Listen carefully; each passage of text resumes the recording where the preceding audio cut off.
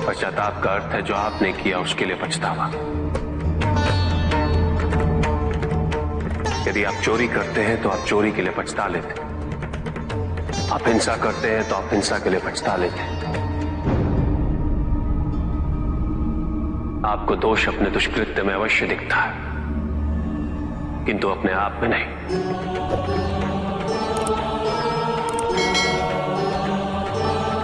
क्योंकि दोष आप अपने से बाहर ढूंढते हैं, उसके कारण अपने से पृथक करके देखना चाहते हैं।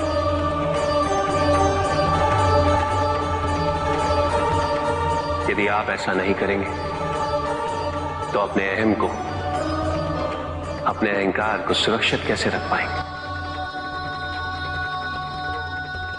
और इसके लिए सबसे सरल माध्यम बन जाता है पश्चाताप। तपस्या तो सभी करते हैं, किंतु केवल अपने स्वार्थ में। कोई भी ईश्वर को प्राप्त करने के लिए तपस्या नहीं करता।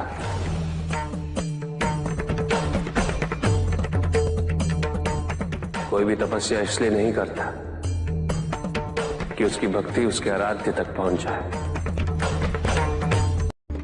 मृत्यु चाहते हो, मुक्ति चाहते हैं,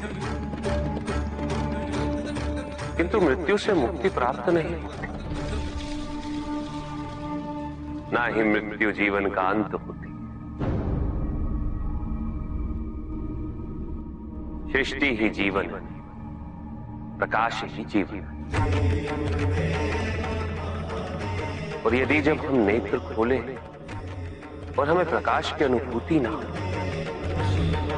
तो इसका यह अर्थ नहीं कि प्रकाश कहीं नहीं। प्रकाश है। आवश्यकता है तो अपने नेत्र खोलकर अंधकार के परे देते। यदि इस संसार में उन्नति तभी संभव है जब इस संसार में समानता हो, बराबरी। यदि कोई सर्वशक्तिशाली ही नहीं रहेगा तो कोई निर्बल नहीं होगा। यदि कोई बड़ा नहीं होगा तो कोई छोटा ही नहीं रह पाएगा। शक्ति के इस असंतुलन को संतुलित रखना अनिवार्य है, क्योंकि ईर्ष्यापूर्ण प्रवृत्ति व्यक्तिगत होती है। वो केवल अपने स्वार्थ, अपने उद्धार तक ही सीमित रहती है। ईर्ष्या ही वो विष है जो व्यक्ति के हृदय में ना हारने की महत्वाकांक्षा को जन्म देती। जीतने की इस व्यवस्था से ग्रसित मनुष्य धर्म अधर्म, न्याय अन्याय, उचित अनुचित का ज्ञान भूल जाता है।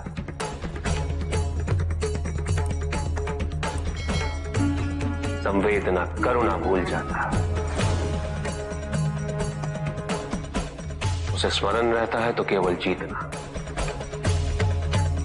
भले ही वो छल कपट के माध्यम से ही क्यों ना हो। एक असुर था, एग्रिप। एक दिन वो ब्रह्मलोक गया।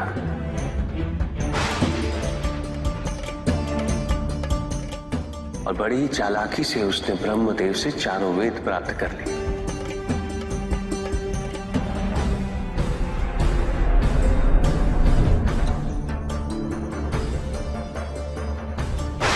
और जाके समुद्र में छुप गया, क्योंकि सारा ज्ञान वेदों में निहित है। इसलिए संसार से सारा ज्ञान चला गया। जब अज्ञानता का अंधकार फैलता है तो अधर्म बढ़ने लगता है। भगवान विष्णु सब देख रहे थे। उन्हें ज्ञात था कि शीघ्र पृथ्वीलोक पर प्रलय आने वाला है। एग्रिप के साथ चारों वेद भी लुप्त होने का भय था। ब्रह्मदेव सृजन करता है। वेदों के अभाव में पुनर्जन्म की प्रक्रिया को पुनर्स्थापित करना अत्यंत कठिन। इसीलिए हयग्रीव से उन वेदों को पुनः प्राप्त करना अनिवार्य था। तो भगवान विष्णु ने क्या किया? भगवान विष्णु ने एक मत्स्य रूप धारण किया। वो एक मछली बने और नदी में अवतरित। राजा सत्यव्रत स्नान कर रहे थे। एक छोटी सी मछली उनके हाथ में आ गई।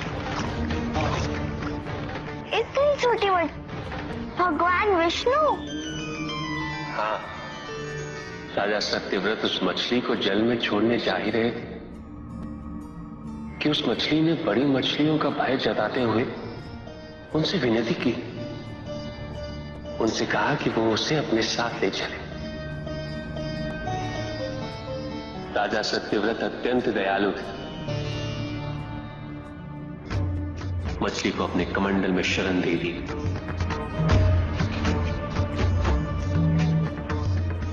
और अपने महल में ले गए। किंतु रात भर में मछली इतनी बड़ी हो गई कि कमंडल में रह पाना उसके लिए संभव ही नहीं था।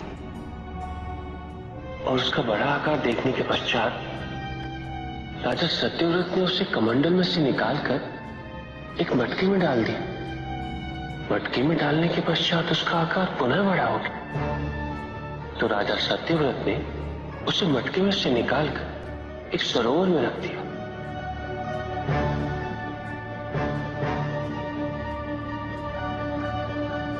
किंतु उस एक ही रात में सरोवर में रखने के पश्चात भी उसका आकार इतना बड़ा हो गया कि उसे नदी में रखना पड़ा। किंतु नदी में रखने के पश्चात भी उसका आकार पुनः बड़ा हो और इतना बड़ा हो गया कि यदि उसे महासागर में नहीं रखा जाता तो उसकी मृत्यु निश्चित थी।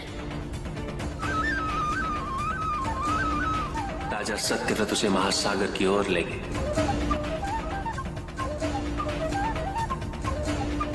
क्योंकि राजा सत्यव्रत तपस्वी थे, ज्ञानी थे, उन्हें आभास हुआ कि ये कोई साधारण मछली नहीं, ये स्वयं साक्षात भगवान विष्णु ही है। भगवान विष्णु राजा सत्यव्रत की उदारता से अत्यंत प्रसन्न थे। इसीलिए उन्होंने राजा सत्यव्रत को मत्स्य रूप धारण करने का कारण बताया।